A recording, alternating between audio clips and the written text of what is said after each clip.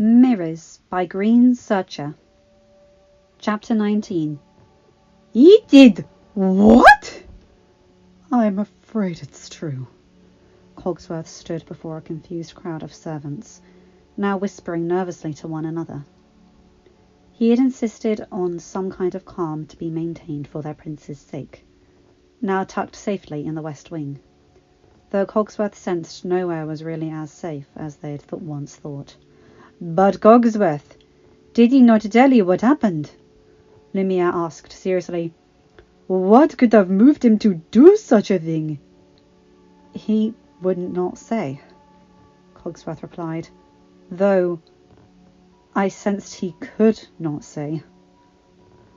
The voices in the crowd grew more frantic at that. It was that witch! One woman cried. Aye! Another man added angrily. 'Tis the one!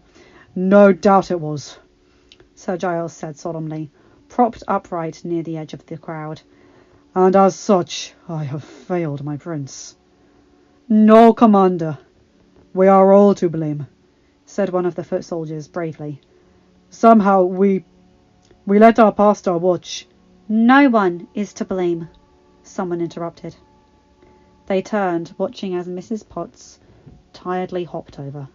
She sighed, staring at the floor as she went on. We are facing an impossible power, and I'm afraid we'll each need to prepare ourselves for what's to come. The crowd fell silent, a terrible realization falling over each and every one of them. Mama? A small voice asked. Chip had emerged from around the corner, skidding to a precarious stop near his grandmother's side. Mama, have you seen Belle? I can't find her anywhere, and I want to show her my new trick. The old teapot trembled quietly against the floor. Love, why don't you go find your father? He whispered. He had to go back to work, remember, Mama? Chip said.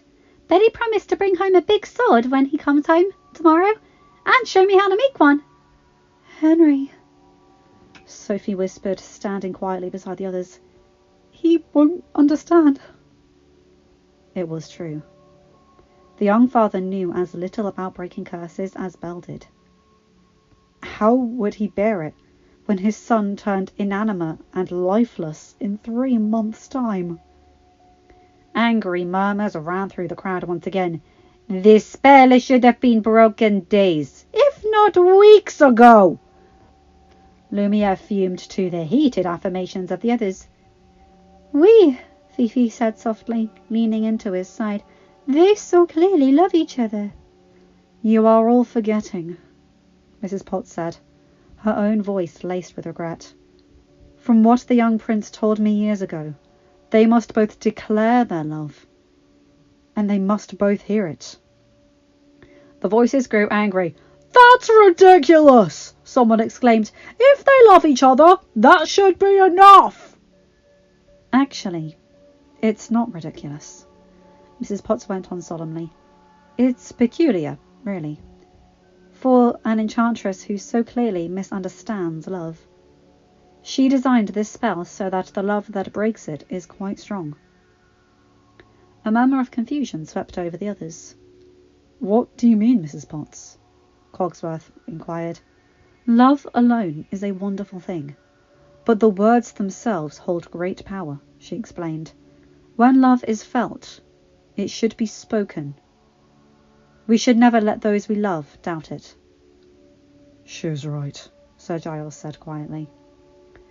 The others looked over quickly, but he only bent at the hilt in a short bow.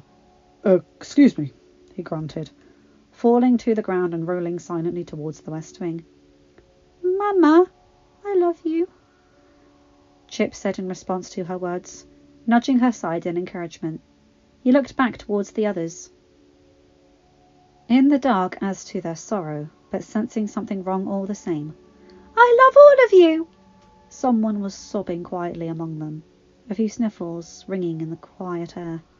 We love you too, sweetheart, Sophie whispered.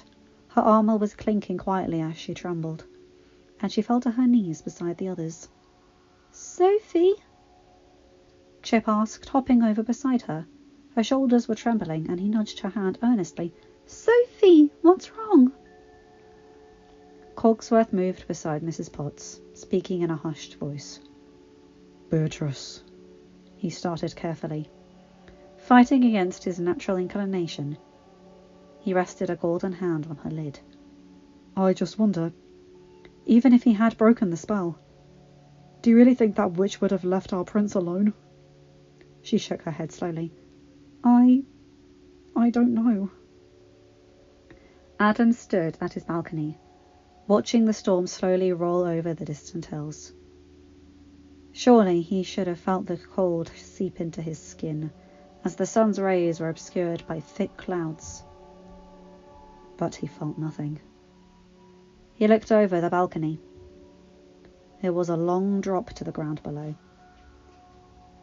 For some reason, however, it didn't seem all that frightening to him anymore.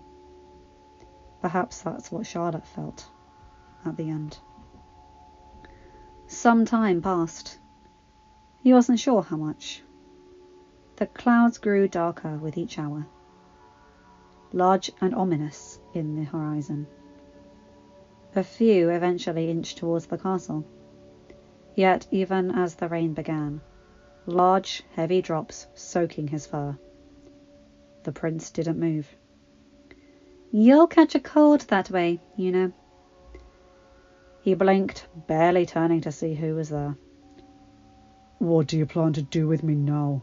He asked blankly, turning back to the dark, wet landscape below, never wanting to see this woman again, but knowing it was a fruitless wish. "Why, what I planned from the start," the enchantress shrugged. He didn't turn back, watching the forest disappear beneath the mist.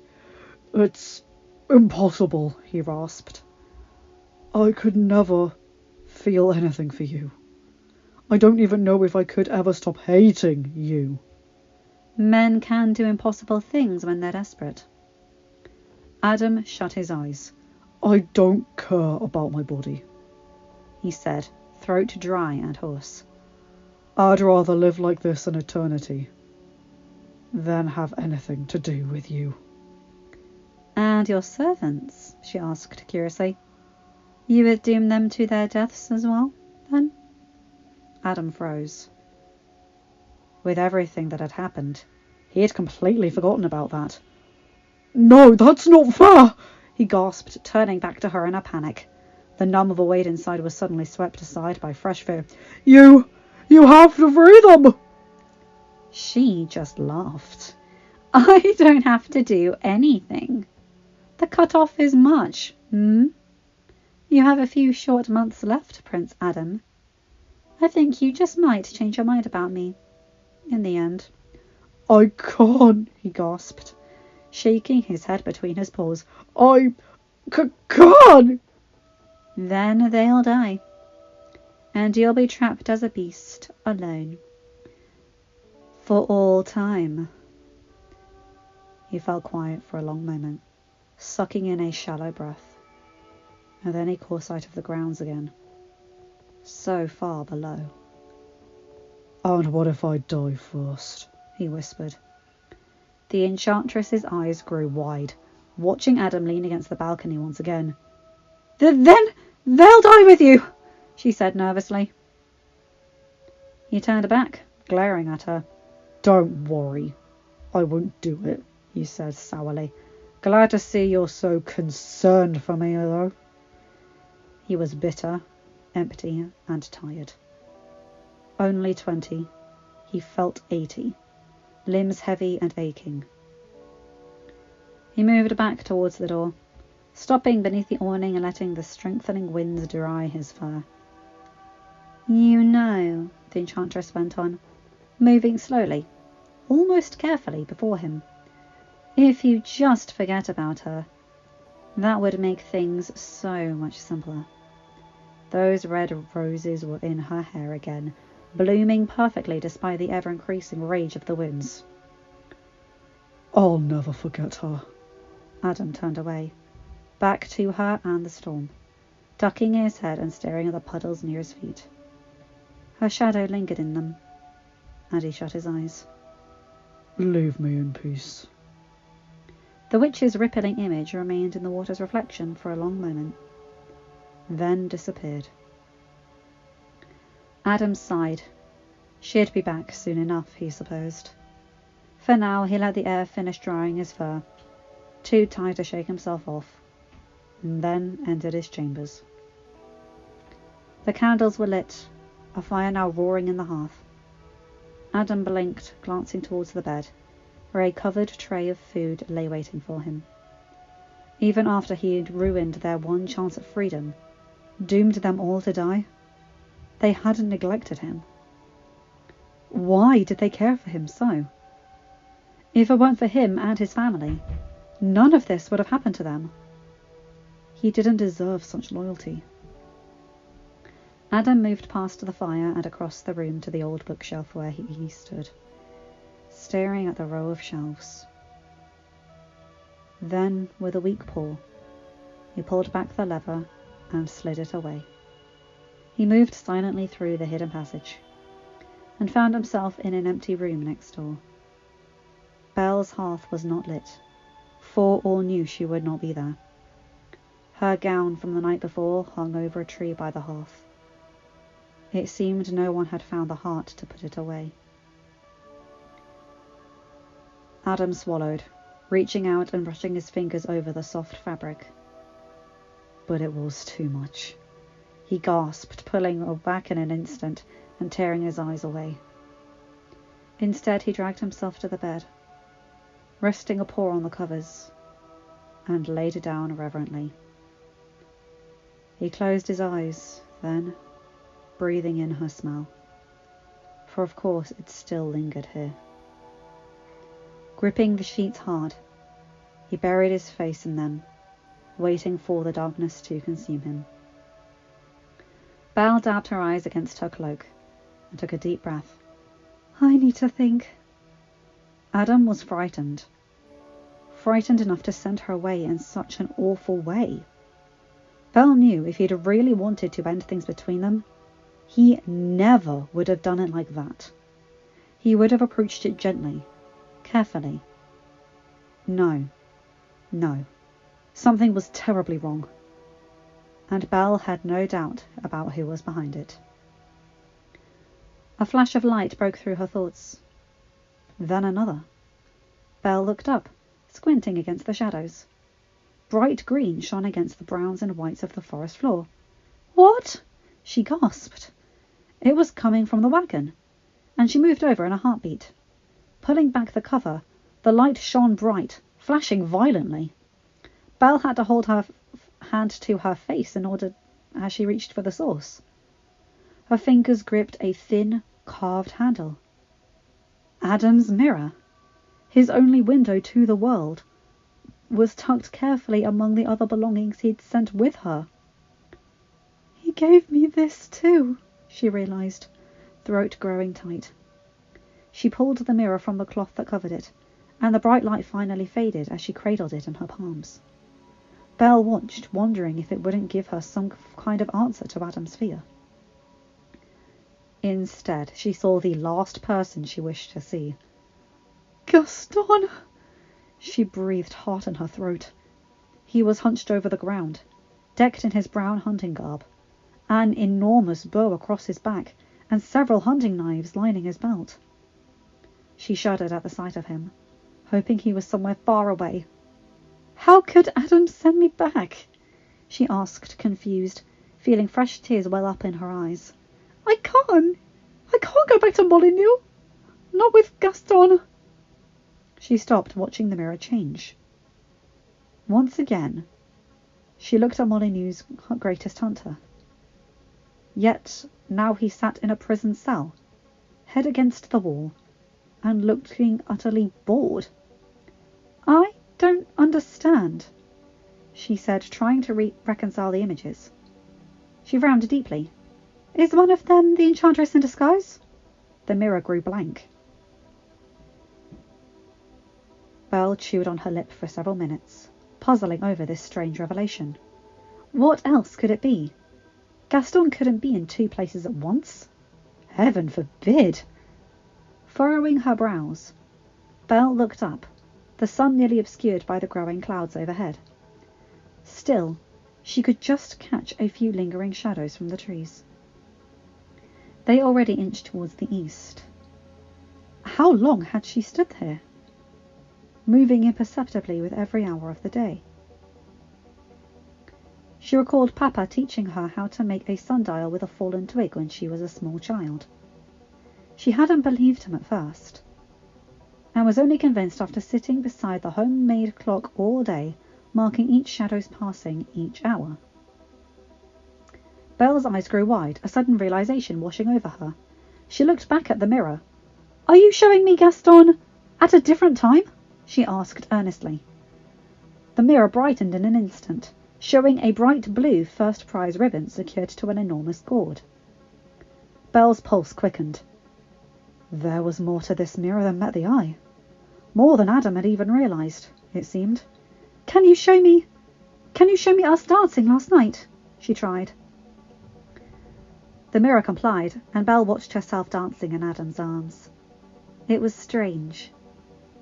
Strange but wonderful. But she had more important things to worry about now. This was simply a test. "Will you please show me what Adam saw last night?" she asked. For now she was convinced she had seen something, as much as he tried to deny it. "When we were at the peak," she clarified.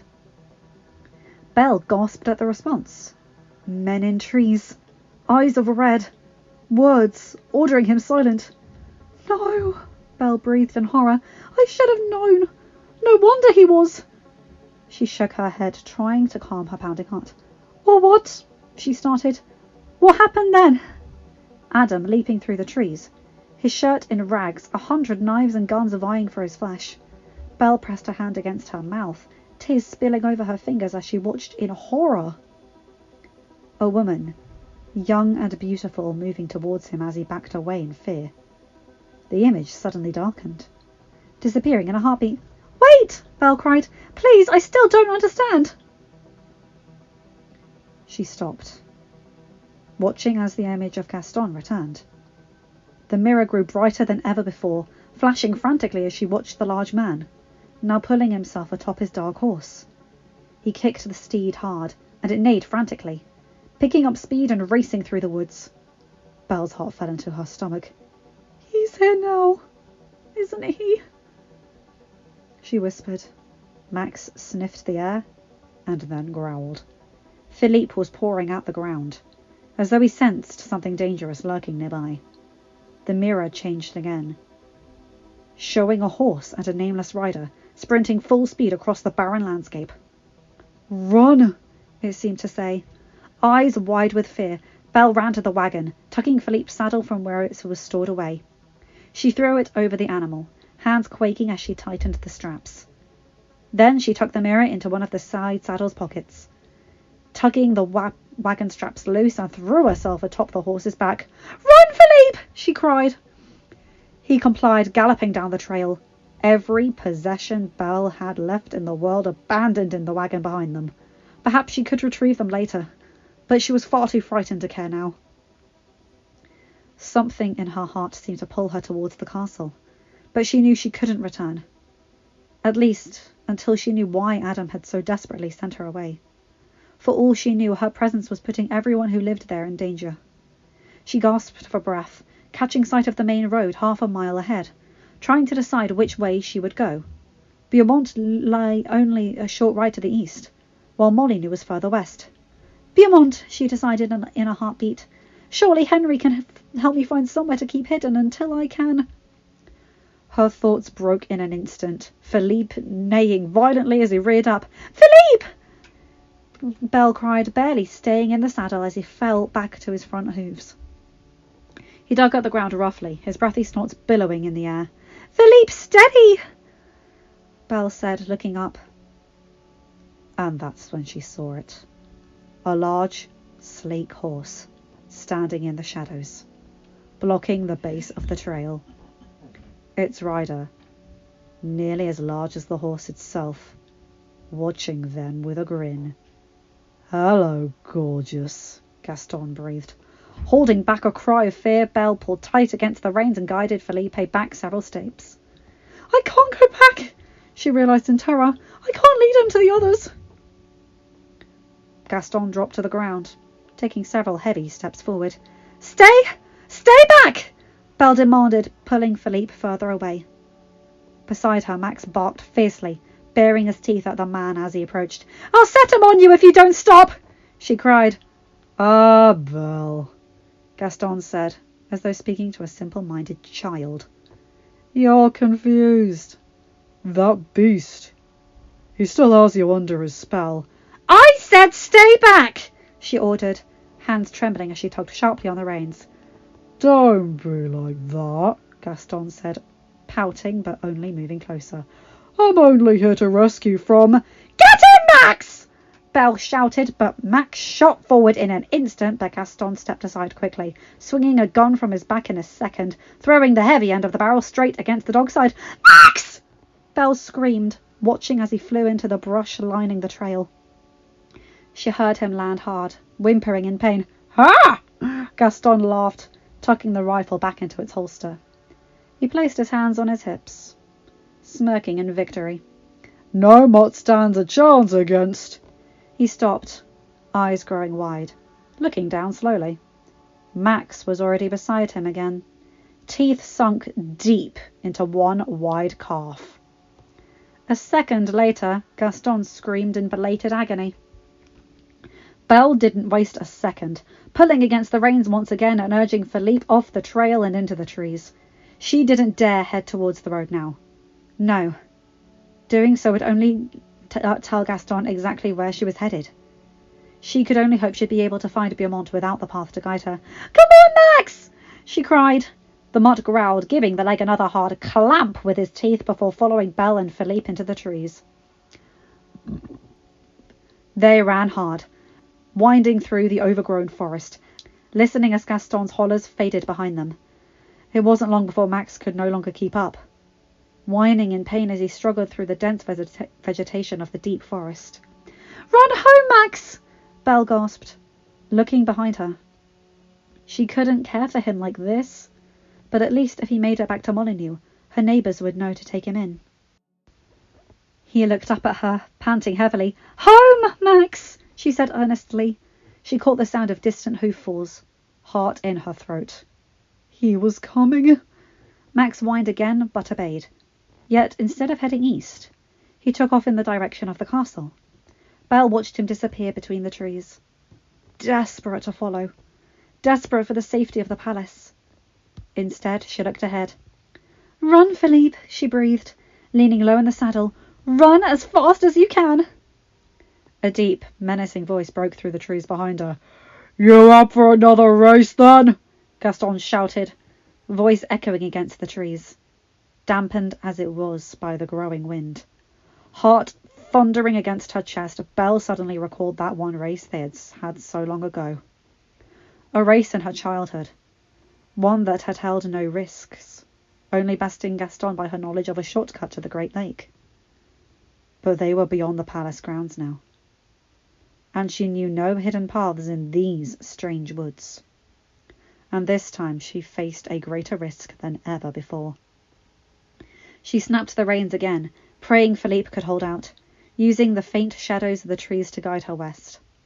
Yet those soon disappeared, clouds blowing in and quickly pecking her coat with rain. Rain that quickly turned to snow, leaving the forest in silence. Silence, she thought with relief, daring a glance behind her. Did we really lose him? She looked ahead. She could see something through the trees. No, a break in the trees, and a distant house. We're almost there, she breathed, rubbing Philippe's neck in encouragement. We're almost there, Philippe. Just a little further. Her heart flew into her stomach, the ground falling out from beneath them. Then a loud, violent crack and an overwhelming cold. The water was up to her waist, to her chest in an instant. Belle couldn't hear her cries over Philippe's own. He fought to move forward, yet the pond was too deep, the ice breaking more with every movement and clashing against their sides. Philippe neighed violently, kicking against the waves, fighting towards the distant shore. Yet the more he fought, the more those thick chunks of broken ice threatened to trap them in place.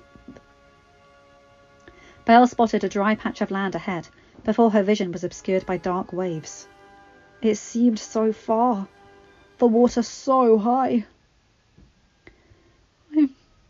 And in that moment, she felt that dread, that terrible dread for the first time in her life, that she was going to die. "I'm sorry, Papa. I'm so sorry I've left you alone." The water was at her shoulders now, and Philippe's head barely above the surface. "Adam," she thought then, knowing he was in some kind of danger, knowing she would never find out what. "Oh, Adam, I love you, but I never told you." Something solid resounded beneath them. Belle looked up. The shore seemed closer than before, the water retreating quickly. "Goodbye, Philippe," she gasped as he pushed on, hooves finding the floor of the pond beneath them. "Good boy, keep going, keep going." The water finally receded, and Philippe pulled himself up, with no small effort, to dry ground. Trembling with relief and cold, Belle slid awkwardly to the ground and wrapping her arms around his neck. "Well done," she breathed. He breathed heavily in response, and Belle rested her head against his side, clinging to him so she didn't collapse into the snow. "Well done, Philippe." In her shock, she didn't hear the thundering hoof falls as they approached, nor the heavy breathing of the rider until a black horse jumped from a nearby ledge of earth and landed heavily before them. Belle looked up, relief gone in an instant. Her heart fell into her stomach, knowing it was far too late to run now. Gaston caught her wrist in one hard grip, eyes gleaming in victory. "Nice try," he smirked. "But looks like I knew the shortcut this time." Belle glanced back towards Beaumont once more, before that distant home disappeared from sight. They'd been so close, but it wasn't enough. She wasn't sure if she wanted to scream or cry in frustration. Maybe both, though she had little energy to spare for either. "I should punish you for the way you've acted." Belle was trembling head to toe, uncertain how much was from the wind biting at her wet clothes, or simply from fear of the man pulling her deeper into the woods. "Still, you made for a better choice than I thought you would," Gaston continued. His leg was soaked through with blood from Max's bite, but it barely seemed to hinder him at all. In fact, his eyes were almost alight, grinning as he went on. "Better than I've had in a long time. Though I would have caught up sooner, if it weren't for these," he claimed, yanking open one of his satchels secured to the horse's side. Inside sat bags of coin Adam had left in the wagon. "Pretty fine dowry you've offered me, Belle," he grinned. Belle only scowled. He knew just as well as she did that it was no such thing. She sucked in another shaky breath before looking behind her.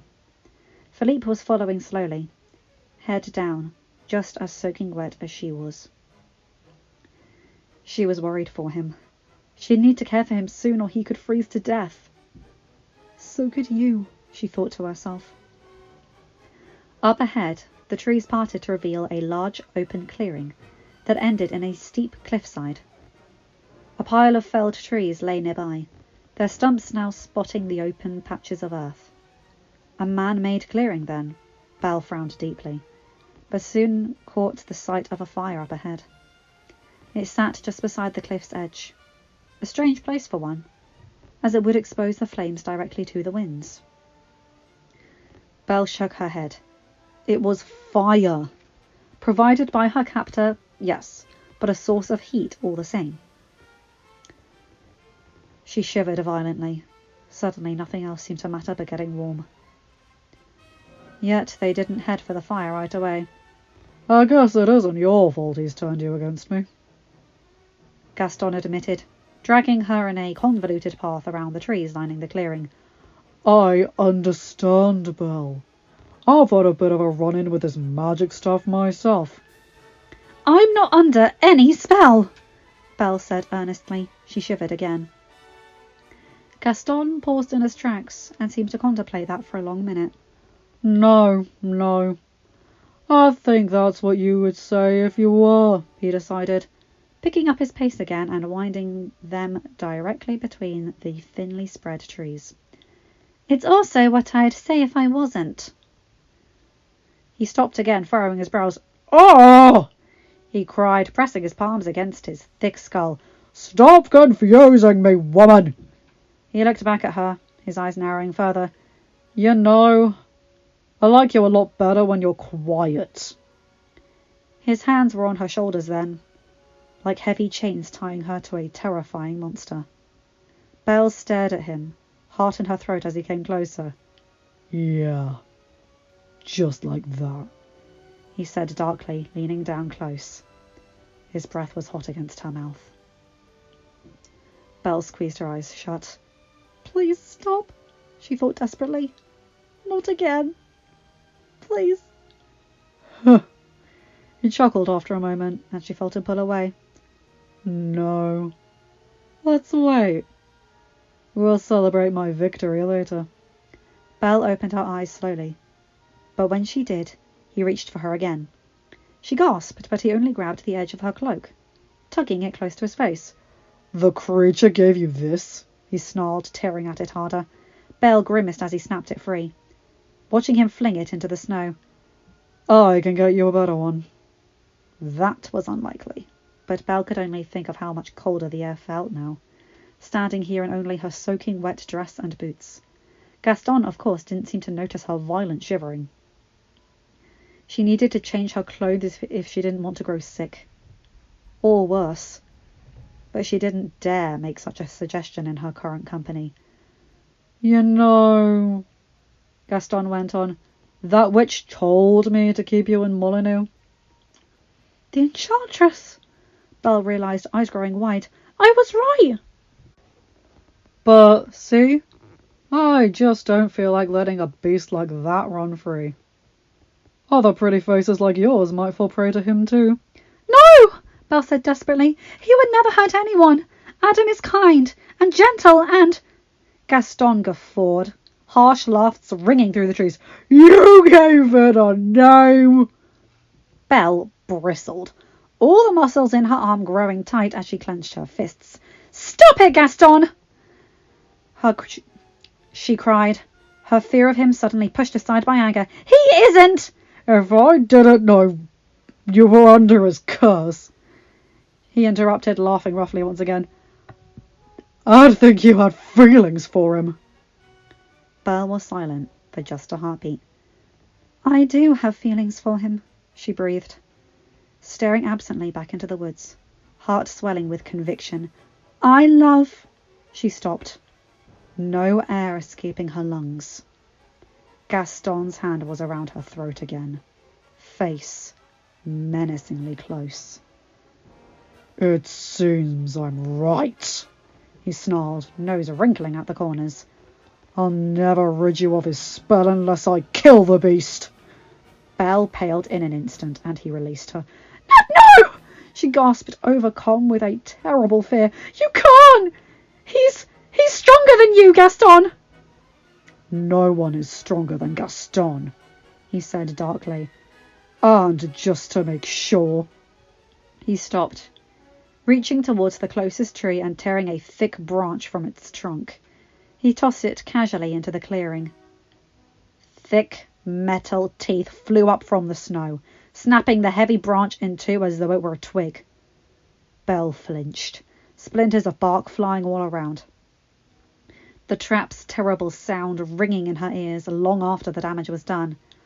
Can split a bear's femur in a second, Gaston said proudly, moving over carefully and pulling the trap back into place. He covered it with snow once again, and then turned back to her. Best watch your step, gorgeous. One of those could easily split you right in two. Belle's eyes, still wide from shock, grew wider as she looked back at him. How many? She whispered. Take a guess, he smirked. Belle looked back over the clearing. It looked natural enough. Perhaps a few uneven mounds that could have been man-made, if he knew what to look for. Of course, Gaston wasn't just a hunter. He was a trapper. A rough hand gripped her shoulder.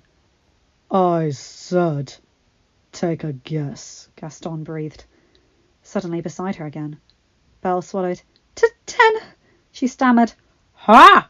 Not even close. He grinned. See those 8 stumps? Each has got 5 apiece nearby. Hidden beneath the snow. 50 traps. No way he's getting around that. Perhaps at one time, Belle might have reminded Gaston that 8 times 5 was 40, not 50. Now she only stared across the clearing in terror, wishing she could somehow use his inability to do basic arithmetic to stop this. And without any trees to climb, he'll be forced to cross this clearing. Oh yeah, and that reminds me. Gaston stopped, voice growing low and dark. What's a trap without bait?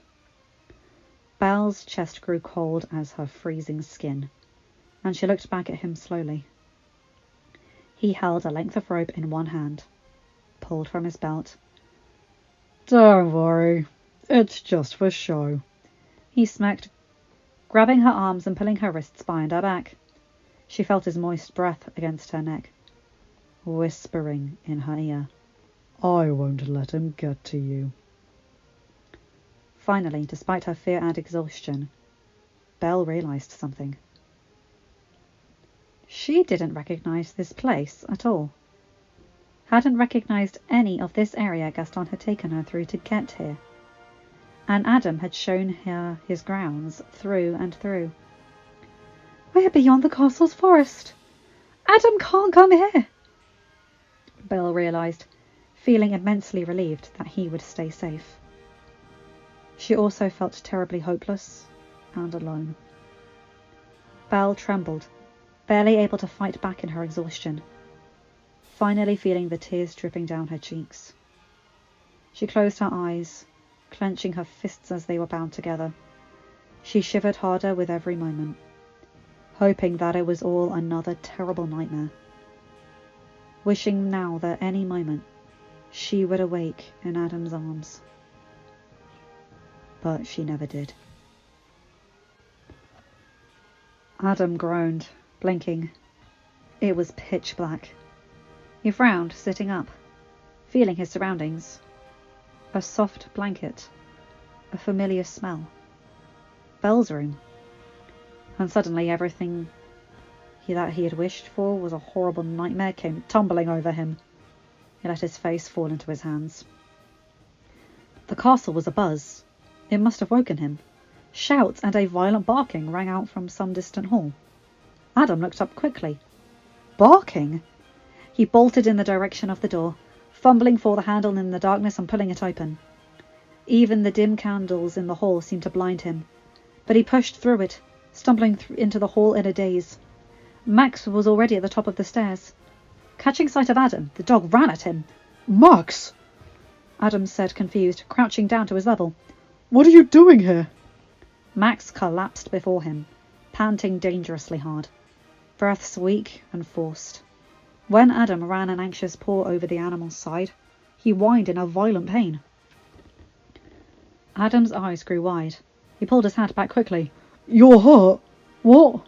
He stopped, noticing something red lining the animal's mouth. Blood, he realized in horror. Adam's chest grew cold as ice. Where's Belle? He breathed, staring straight into Max's eyes. Where is she, Max? The dog only whimpered, resting his head on the floor in exhaustion. What happened? Adam cried. With a trembling paw he reached for his belt, but found it empty. I gave her the mirror, he remembered, fresh terror washing over him. He stood on shaking feet, pressing his paws against his temples, imagining any number of terrible things that could have happened to her. Oh God, what have I done? He gasped, looking back down at Max in desperation. I have to find her. You have to take me to her. Max stood slowly, only managing to follow a few short several steps down the corridor before collapsing once again. Grimacing, Adams reached down and scooped him up, bolting through the dark halls. The castle's occupants cried out as he rang past, but Adam barely noticed. Flying through the halls towards the entryway, "My lord!" someone exclaimed. It was Sophie, standing near the doors, in shock at the sight of him. "What?" "Take him!" Adam gasped, pressing the large dog into her arms. She cradled Max against her, struggling with his weight, head cocking up at her prince in confusion. Adam didn't stay to explain, however, tearing through the front doors and jumping out into the snow. Large white flakes were falling, wind ripping through his fur and against the skin beneath. "His tracks!" he thought desperately. "I need to find Max's tracks!" He turned, searching the grounds frantically before spotting one remaining lantern along the tall walls. He bolted towards it, tore it from its hook, and then sped through the gates. He paused at the tree line, holding out the lantern with a shaky paw. And there they were, Max's small prints, just barely visible in the darkness, already filling in from the fresh snowfall. Adam secured the lantern to his belt in a heartbeat. The trees flew past, dropping to all fours and sprinting with all his might into the dark forest. The trees flew past him in a blur, his legs moving faster than they should have. His mind was awash with images of a dozen wolves, snapping at Belle's flesh. Images of her lying in her own blood, cold and pale and alone and in some hidden part of these woods. He blinked back fresh tears, pushing harder as the tracks began to fade. "Please, let her be alive! Let me make it in time!" Adam cried out then, a terrible force knocking the wind out of him and throwing him onto his back. He gasped for breath, blinking away the stars, and looked up. Claw marks in the trees, the border of his cage. "No!" he gasped, standing in a heartbeat and pushing against the invisible force. He could see Max's tracks on the other side, nearly gone as they were, leading into the darkness. "No, no, no!" he shouted, throwing his fists against the wall, pounding against it until his skin broke open, screaming at the forest beyond. "No! Let me through! Paul!" The forest, of course, responded with merciless silence.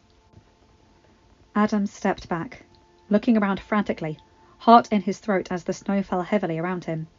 "There has to be a way around it," she told him. "Belle, I've tried everything." It was true enough. He had tried everything. Everything that wasn't far too dangerous to risk, anyway.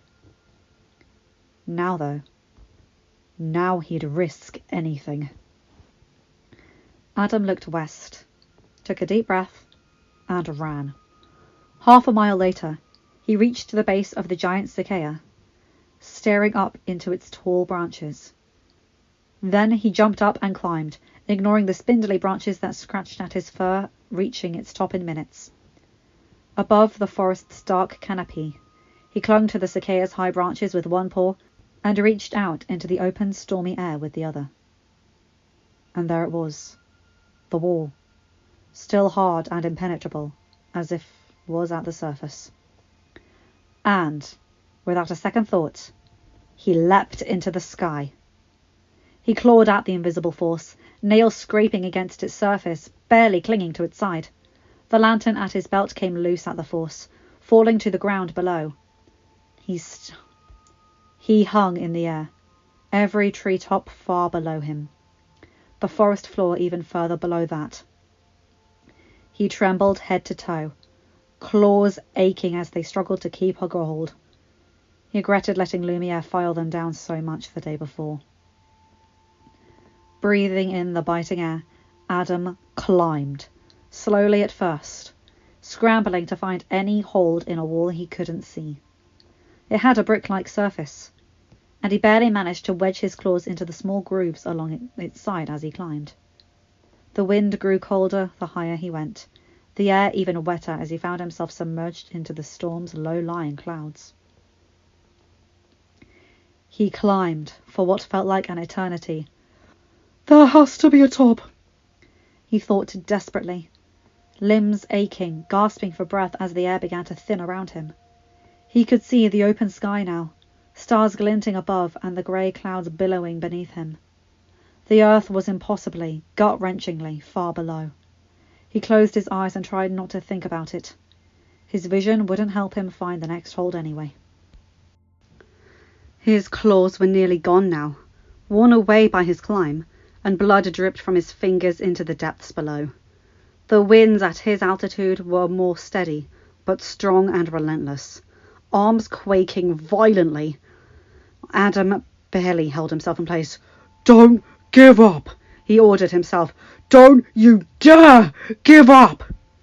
So, with one final push, he reached out once more and felt nothing. Eyes wide, he pawed at the empty air, and finally, resting on a smooth surface above. "I did it," he realized in shock. "I really did it!" Clinging to the ledge, Adam barely managed to heave himself atop. He lay there on his stomach, arms and legs hanging limp over each side, gasping for breath and letting himself rest before the great journey down. He closed his eyes, not daring to look at what lay below him. He didn't rest as long as he should have. His elation at his victory quickly erased at the thought of Belle somewhere far below. The climb back down, however, felt easier. He didn't know where his newfound strength came from. All he knew was something seemed to be lifting him, keeping his fingers from slipping despite his worn-down claws. A force of sorts that seemed to be pulling at his chest, gently guiding him towards the earth below. 10 feet from the forest floor, he jumped down, landing heavily on his feet, then falling to his hands and knees. Something rumbled behind him then, and looking back in alarm, his eyes grew wide. He could see the wall, and it was glowing. He watched in shock as each brick, now bright and golden, dissolved in a wave from the sky to the forest floor. Adam raised an arm above his head as the wall shattered into a million shards of light that fell at his feet. As the last shimmering ray disappeared into the earth, a new feeling washed over him. "I'm free," he realized, lowering his arm and looking behind him. The giant cicada stood just a few paces away, his own footprints there, but nearly filled in already with the snow that fell in a constant wave. His heart skipped a beat. "Max's prints," he realized. "They'll be long gone by now." He'd barely fallen into despair once again when that strange feeling returned to his chest. It was almost like something tugging at him, like there was a string tied around his heart, and somewhere deep towards the northwest woods, pulling gently on it. He stood slowly and took 2 steps in that direction. The feeling softened, then seemed to tug at him again, harder this time. He didn't know why, but he felt certain he should follow it. Dropping back to all fours, Adam sucked in a powerful breath, forgot everything else behind him, and ran. The further Adam went, the more he wondered if he wasn't going even farther from Belle after all. Yet that strange invisible string tugging at his chest felt more like a powerful rope now, and he wasn't sure it would let him turn around had he wanted to. The trees began to thin, and he soon caught the sight of a cliffside. He grew even more nervous at that, imagining the terrible drop on the other side. But then, "A fire!" he realized, catching sight of the small flames between the trees. He bolted at the sight of them, spotting shapes in the distance. "Philippe," he breathed. The horse was standing beside a large oak, still as stone, breathing slowly as he stared at the ground. Another horse stood beside him, large as well, but of a leaner build, black coat barely visible in the darkness. This one nudged Philippe once, pulling back in hesitation, then nudged him again. If there was another horse, that meant someone else was here. Adam's chest grew cold all of a sudden. terrible feeling told him who. The new horse soon caught sight of him approaching, and buckled back in fear. Its harsh neigh rang out in the forest. A deep, dark voice echoed back. "That didn't take long, beast." Thick clouds billowed from Adam's nostrils, his heart filling with fury. Gaston! How had he escaped prison? She lied to you, he realized, recalling the enchantress's words. She must have twisted them somehow. He should have known. Growling in rage, Adam flew through the last of the trees, finally nearing their break. Finally seeing who he had been searching for. Belle was lying on the ground near the fire, hair tangled in the snow, hands tied behind her back.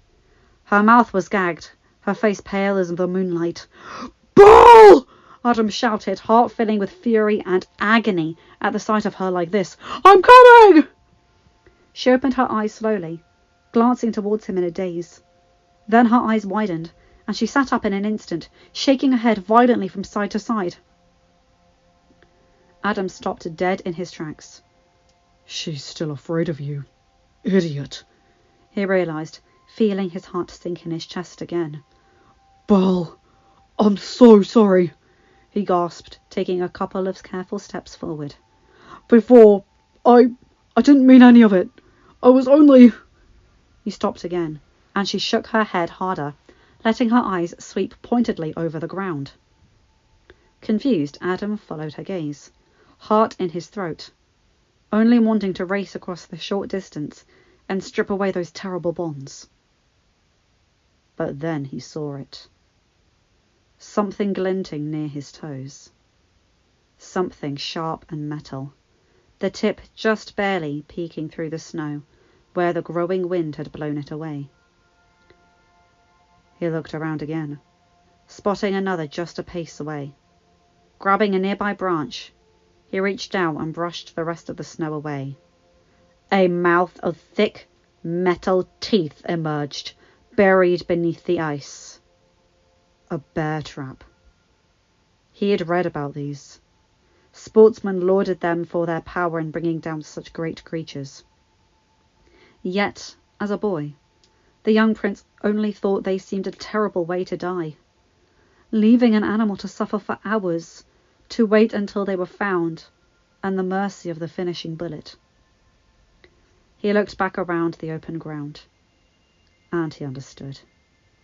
This wasn't just some empty clearing.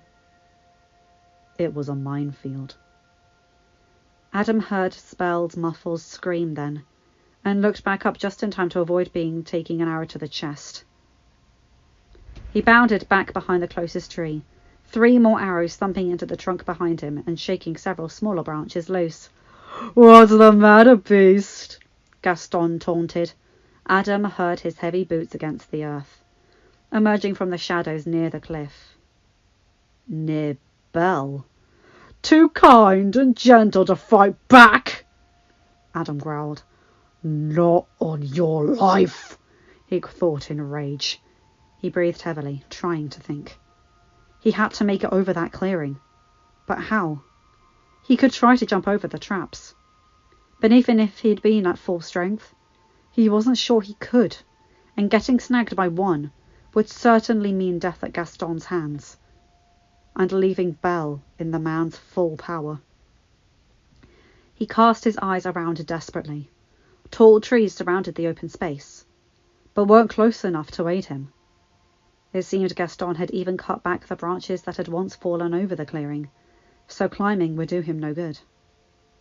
He bit his lip madly, eyes sweeping over the woods where he hid. There lay a woodcutter's axe, an enormous stack of failed trees, a pile of... Adam stopped, staring back at those trees, not a pace away. Behind, Gaston chuckled darkly. "Don't worry, Belle. We'll have his head mounted on our wall soon enough," he said, reaching back for the quiver he had left perched in the snow. But it wasn't there. Confused, the man looked up sharply, finally spotting it near the cliff. It dangled off the edge, several arrows already spilling out and into the darkness. And nearly upon it was Belle, running with all her might, hands still tied behind her back, giving the weapons one final kick and sending them over the edge into the deep valley below. She stopped, huffing, then turned back to face him in fierce triumph. The animal inside snapped, and Gaston trembled in fury. He stormed over, grinding his teeth, breath fuming in the cold night air. He still saw the fear in her eyes, but despite that, Belle didn't back away. She only stood taller, her eyes alight with victory as her hair whipped violently in the raging storm. "You!" he snarled, towering over her, drawing back one powerful hand in rage. "You fucking bitch!" The ground shook. Something enormous dropped between them, and stopping his hand. Gaston looked up slowly. Two sharp blue eyes stared down at him, holding his arm in place, growling deeply. Gaston gaped in shock. The beast was larger than he had expected, and much larger than he remembered. He looked back towards the clearing, spotting several trees that had been thrown into the space. He snarled. The damn creature must have run on them. Furious that not one trap had snagged him, Gaston raised another hand to fight him off. But the beast merely batted it away before grabbing the front of his coat and raising him off his feet. And then the monster roared, a terrible, deafening sound that left Gaston's ears ringing in his skull.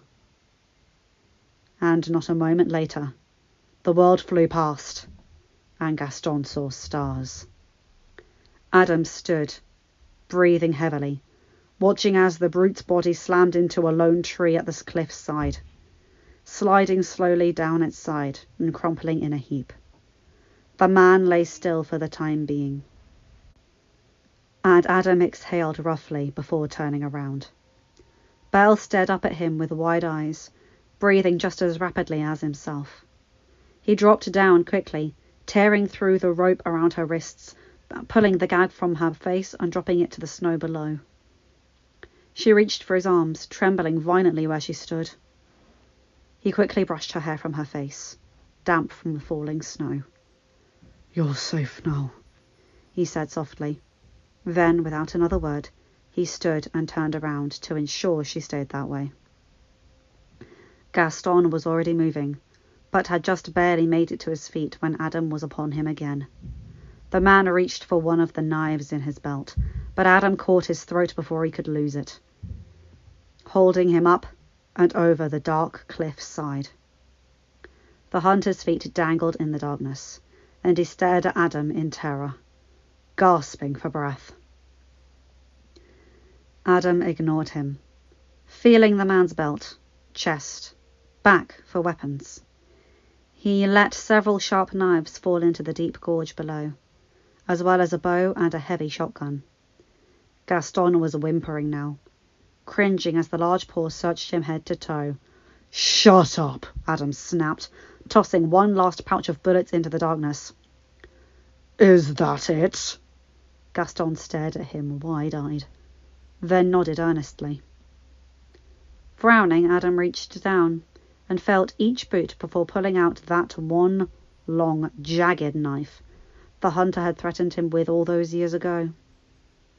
Adam still recalled this weapon, glimmering in the sunlight as its owner threatened to take home his head. "Want to try that again?" he snarled. "Or did you really think I'd forget about this?" Adam dropped the knife, the last of Gaston's weapons, into the chasm. The man's face turned ghost white. Adam pulled closer then, letting him see every inch of his sharp fangs. "How does it feel to be on the other side, Gaston? To be afraid?"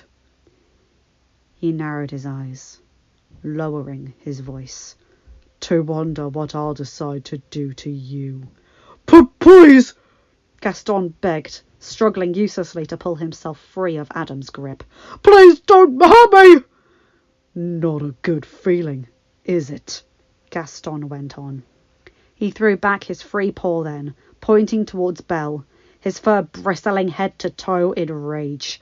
That's how you made her feel, you bastard! Gaston whimpered again, and Adam wrinkled his nose in disgust. Clearly the man regretted nothing but the fact that he had been caught. Scowling, Adam looked at his fingers, wrapped tightly around Gaston's neck. How easy it would be to loosen them. Just a bit. To let this despicable creature fall into the abyss and rid the world of his harmful presence forever. Please, don't let your anger make you act like he would. Adam felt his heart soften at the memory of Belle's words. Words spoken on a night much like this one. A raging storm outside. Though then they had laid safe and warm in each other's arms. Adam stared at his feet, ignoring the man as he squirmed beneath his paw. Belle was right. He couldn't kill him. Not like this. Even if that's exactly what Gaston would do to him. No. Because that's exactly what Gaston would do. Still, that didn't mean the man was going to get out of this easily. Gripping Gaston's neck tighter, Adam yanked him back and slammed him against the icy ground. What kind of man threatens a woman with starvation, holds her mother's life at stake just to get his way? Adam growled. What kind of man stalks and harasses and forces himself on a woman just because she's not strong enough to stop him? You, he went on, trembling with fury. You make me sick. Well, Gaston managed, seeming to regain some of his previous courage now that he wasn't dangling 1,000 feet in the air. Well, just looking at you makes me sick, he shouted. You honestly think she'd want a monster like you when she could have someone like me? Adam only stared at him, recalling that summer's day 5 years ago. I'm a person, like you, he told Gaston then. Oh, how wrong he had been. Adam closed his eyes, suddenly calm and more certain than ever. You still don't see, do you? He said, opening his eyes again and looking back down at the creature in his grip. A pathetic, wretched creature, defeated through his own arrogance, misogyny, and hate. I'm not the monster, Gaston, he said quietly. You are. Then, without another word, Adam tugged Gaston up and around, wrapping a massive arm around his throat. Gaston fought silently against the chokehold, but went limp in seconds. Adam exhaled deeply, loosening his grip and letting Gaston fall unconscious to the ground. Breathing deeply, Adam struggled to one foot, and then the other, any strength he had left suddenly gone. He stood slowly, staring down at Gaston's silent form for a long moment. Rope, he managed at last, turning back around. Belle, I need rope. He stopped, frowning when he saw her. Belle was watching him, eyes glassy, limbs quaking even harder than before. The fire had finally succumbed to the wet, falling snow, submerging them in near darkness. Belle stared at him for one final, desperate moment. Then her eyes rolled into the back of her head, and she fell face first into the snow. Belle! He roared, sprinting over to her in a heartbeat, pulling her out of the snowdrift and cradling her in his arms. Her clothes were soaking wet. And then he realized it. She hadn't been shaking from fear earlier, but from a debilitating cold. Oh, God, no! He gasped, pressing one ear to her chest. He heard her heartbeat, though it was slow. Far too slow. Please, Belle, wake up! He choked out, holding her tight and looking around frantically, as if someone would come to his aid. Of course, no one did. He looked back down at her, pulling her damp hair from her face, shaking her urgently. Please, wake up! The panic was starting to spread over him like a cold wave, when that small, quiet voice spoke in the back of his head. Calm yourself. You know what to do here. He stopped, mid-breath. As a boy who loved to play outdoors, he had read every adventure and survival book in the library to feed his eager imagination. But now, that meant he did know what to do. He looked down at Belle's face, growing paler by the minute. Belle, he breathed, pulling off his shirt with a trembling hand. Forgive me. Spreading the shirt between them, he pulled Belle's limp body upright and facing him. Holding her tight, he found one remaining claw on his thumb. He tucked it beneath her neckline and, closing his eyes, tore through her dress from shoulder to hem. Adam kept her close, paw against her bare back as he tugged off her clothes quickly with the other and let them fall into the wet and heavy into the snow at their feet. In an instant he pulled the dry shirt over her. Then he opened his eyes, pulling off her wet boots and socks, and tucked her right up against his warm chest. Stay with me, my love, he breathed, holding her tight in one arm and already racing across the fallen trees he'd placed in the deadly clearing. He passed the place he'd seen Philippe and stopped. He wasn't there, nor was the other dark horse who had been beside him. Philippe! Adam called out anxiously. Philippe, come on! Yet he heard nothing. Adam grit his teeth, unable to search for him now, hoping he would find his way home on his own. Something shifted behind them then. Adam turned quickly, but it was only Gaston.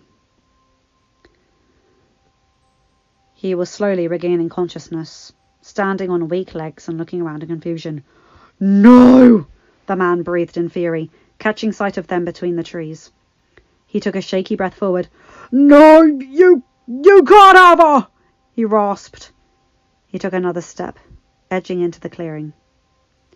His movements were haphazard, disorientated, as he was from being knocked out just seconds before. Adam's eyes grew wide, seeing what was about to happen.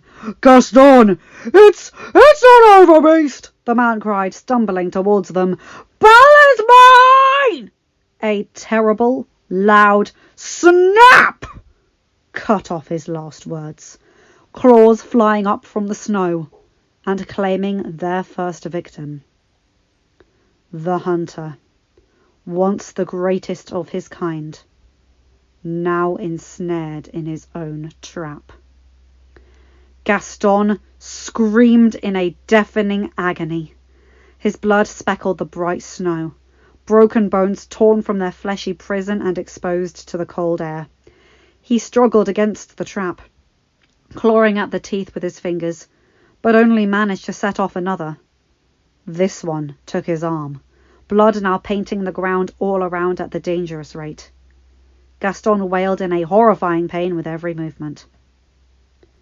Adam closed his eyes and turned away. He couldn't spare another moment for the man. Not with Belle as she was. Perhaps he could come back for Gaston in the morning and drag him back to the tower. If the wolves didn't get to him first. For now, he held Belle tight and disappeared into the dark woods, letting the hunter's tortured cries fade behind him. No invisible force pulled him in the right direction this time. But by now, the storm had passed enough that Adam could keep sight of the North Star behind him as he flew through the strange woods. He glanced down at Belle every few minutes, checking the pulse in her neck, breathing warm air against her exposed cheeks. Yet her skin seemed to be just as pale as before. We have to be close, he said to himself, pushing onward. And soon enough, the trees began to change, to take on more and more the familiar shapes of the species habitual to the palace grounds. Adam pushed even harder than at that. His limbs screamed at him, still exhausted from his earlier climb. But he ignored them.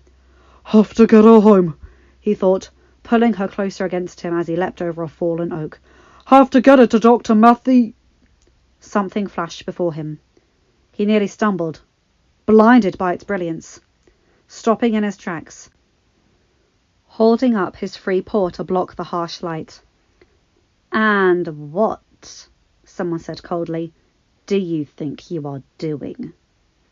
Adam swore under his breath, unsurprised as he was by who he saw. The enchantress stood there, bright against the dark forest, staring at him in a quiet fury. Her hair was straight now, and fell nearly to her knees, unmoving in the lingering wind. I thought we made a deal, she said, narrowing her eyes. Let me pass, he demanded, still out of breath.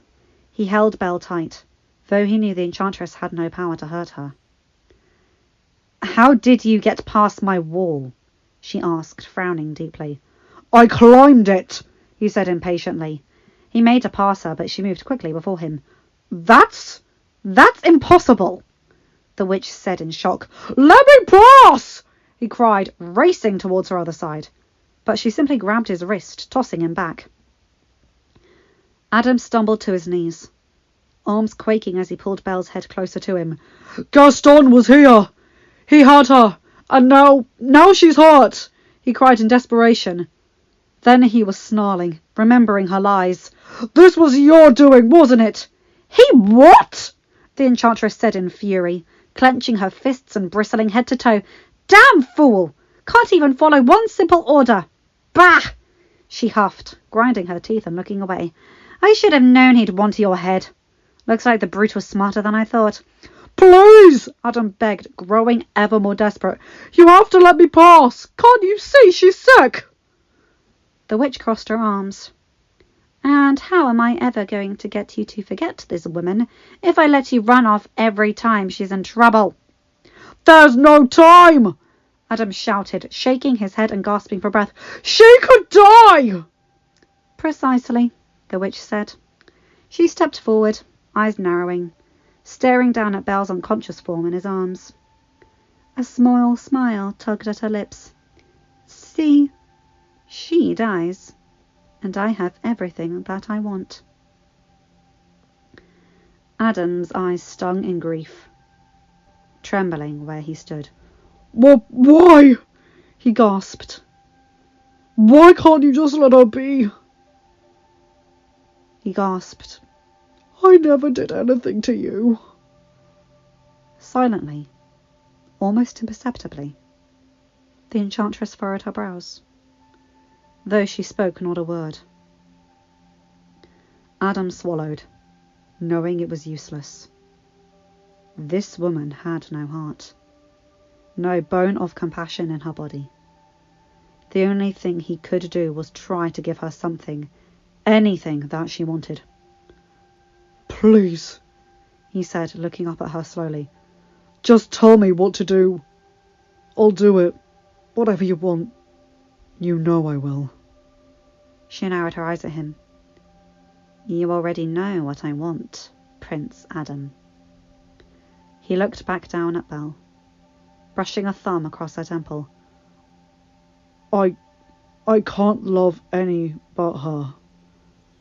Even if I tried to. He stopped, shaking his head and looking back up.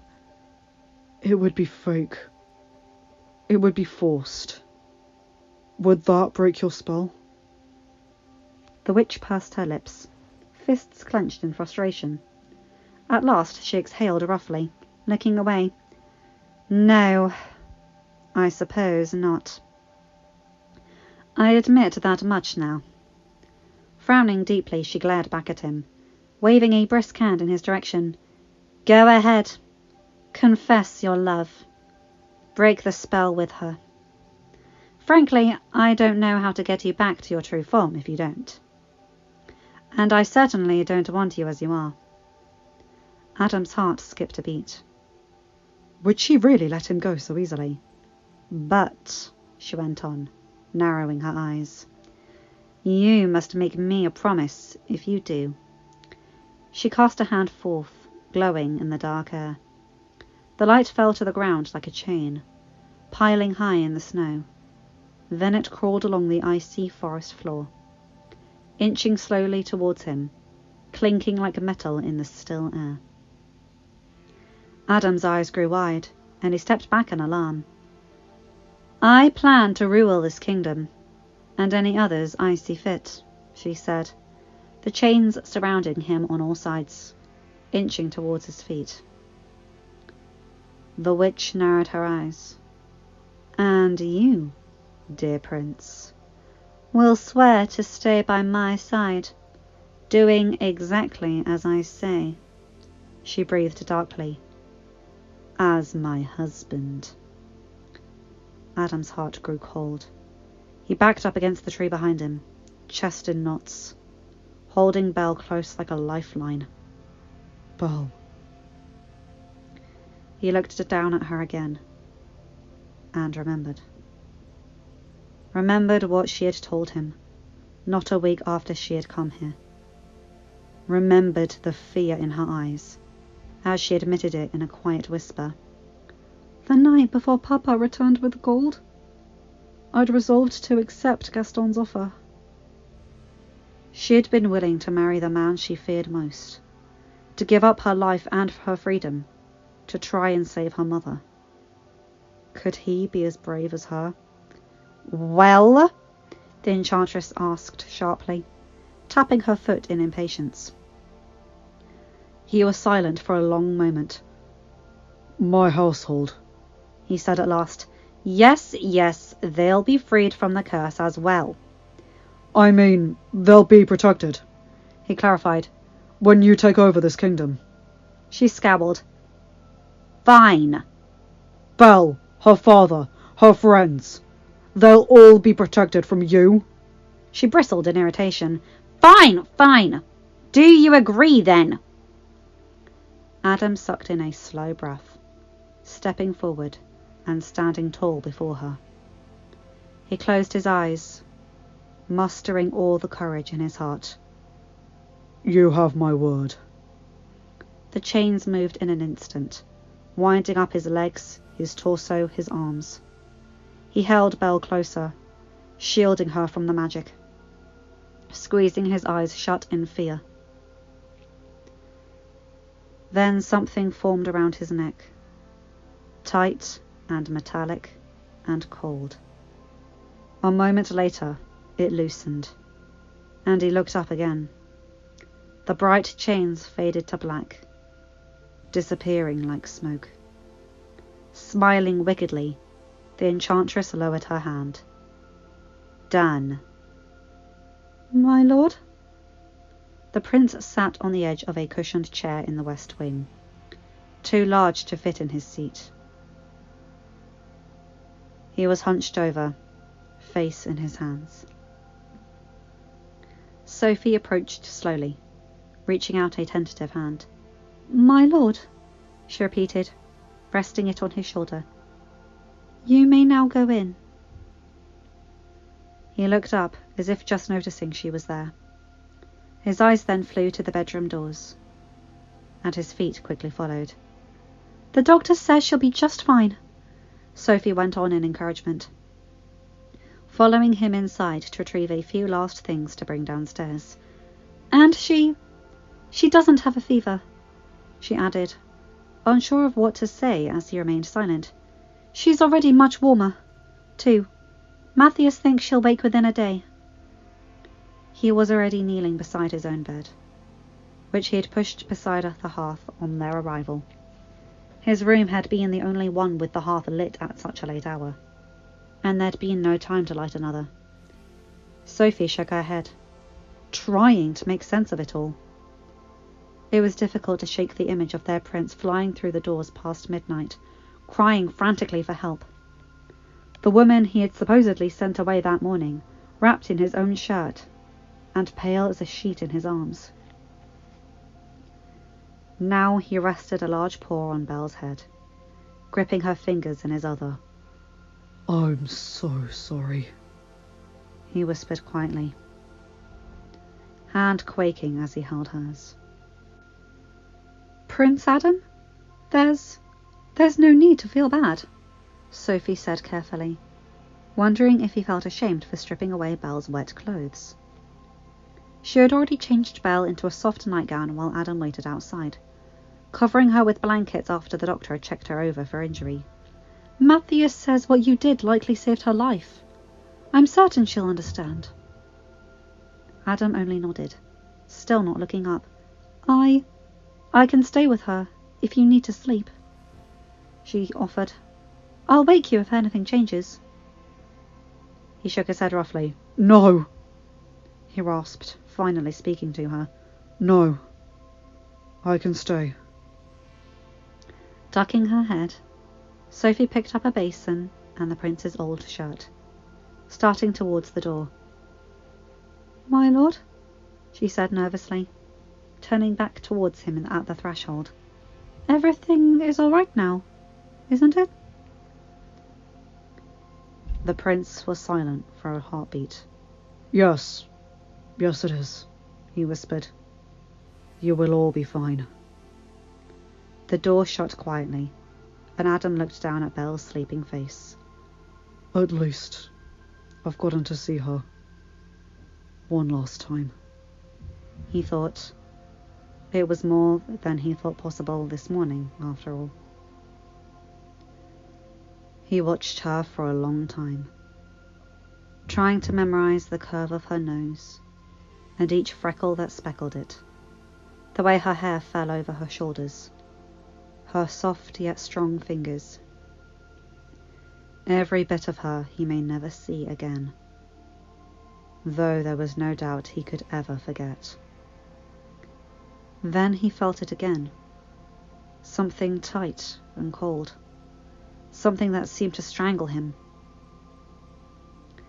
He reached towards his throat, heart full of fear, knowing what was to come, knowing the moment he had been hoping for all these weeks, the moment they spoke those precious words to one another, would be his last moment with her. We're at the final scene, guys, but this gets very graphic, so if you want to skip ahead to the next chapter, go ahead. I won't mind. Anyway, here we go. The enchantress stood in the trees, watching the man writhe in pain against the ground. The fool. The arrogant, reckless fool. If it weren't for him, maybe her prince would have forgotten the girl after all. She might have him with a binding oath now, but how she'd finally won him felt less than satisfying. Wolves howled in the distance, no doubt smelling the man's blood, spread all around him in a puddle of red. He lay there, alone, any animal companion he might have brought having long since abandoned him. "Help!" he cried out in horror, the howls getting closer each minute. "Please, someone! Anyone!" The enchantress finally moved, stepping into his clearing. Unable to touch animals with her magic, she had no plans to be there when the wolves arrived. She hovered in the air, avoiding the primitive traps all around her, standing before him and staring into his pathetic eyes. "You!" Gaston cried, face stricken with panic as he stared back towards the distant cries. "But please get me out! They're coming!" "You disobeyed me," she said coldly. I'm sorry," he said, pouring out the icy ground with one arm. He bled more at the effort, whimpering in pain. "Please," he begged. "Help me! They're almost here." Yes. I suppose I best hurry then," she said, crouching down to his side. She leaned close to his face. A slow, terrible smile creeping over her face. For it would be a shame to waste such a strong heart on a pack of beasts. Gaston blinked in confusion, then screamed. Her fingers were in his chest, inches deep in his flesh, blood seeping over them and mingling with the rest on the ground below. She licked her lips and felt the large, bulging heart beneath her fingertips. Gaston stared at her, eyes flashing with fear and betrayal, unable to utter another sound in his shock. His heart beat faster than a jackrabbit's in the palm of her hand. "You're as good as dead anyway," she breathed, seizing the organ beneath her fingers. "So I might as well make it a good feast." End of chapter. Hi guys, I hope you enjoyed that. Oh my god, that was intense. Adam climbing the wall, Gaston with the traps, and that last scene, I mean, holy moly. One thing I'll say in the final chapter, but I'm going to say it here. I love how different parts of both the live action and the original are mixed in here. Not just in this chapter, but the whole thing. Like you'll see in the future chapters, it's going to happen there as well. Anyway, you guys know the drill. Like, comment and subscribe and hit that bell to get notified whenever I upload a new video. Have a good day, night, or whatever time zone you're in. Take care, my guys, gals, and non-binary pals. I'll see you in another video. Bye!